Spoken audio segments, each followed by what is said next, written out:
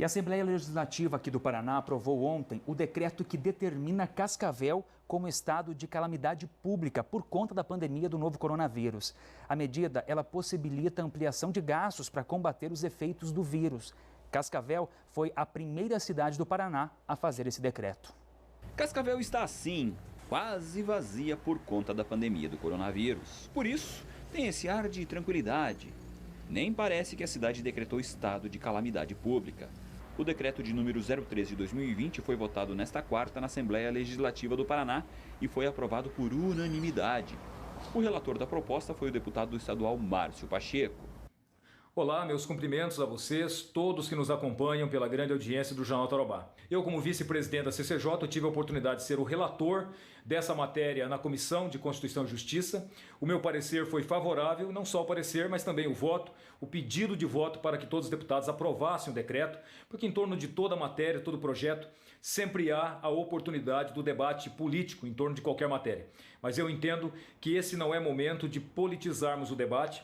Esse é o momento de nós estarmos unidos em torno de uma luta, contra um adversário, contra um inimigo que é comum de todos nós. É o coronavírus, e esse reconhecimento agora do estado de calamidade pública permite que o gestor de cada município, que o prefeito aqui de Cascavel, possa fazer aí com muito mais rapidez, agilidade, uma série de ações que possam ser para atender a população do município de Cascavel. Cascavel luta contra um inimigo que é invisível a olho nu, mas que tem uma capacidade gigantesca de se multiplicar, o coronavírus. Só ele é suficiente para justificar o estado de calamidade pública. Mas nós fomos saber da população cascavelense se eles têm entendimento do que são esses termos. Às vezes, quando é uma coisa física, por exemplo, morava em Santa Catarina, teve bastante enchente lá. A gente vê o que está acontecendo. Agora, como esse vírus, ele é invisível, né? Você acaba não vendo e muita gente descuida por causa disso. Já o Rafael tem uma visão bem clara do que é o estado de calamidade pública. Para ter acesso a alguns recursos que eu acredito que só tem através da calamidade pública. Um exemplo, não sei se acontece, mas a liberação de FGTS, essas coisas para a população. Eu acredito que seja mais, que nem você falou, preventivo do que estamos num estado de calamidade pública. De fato, o decreto de estado de calamidade pública possibilita a ampliação dos gastos para combater os efeitos do coronavírus em Cascavel. O procurador do município esclareceu essa flexibilização do poder público.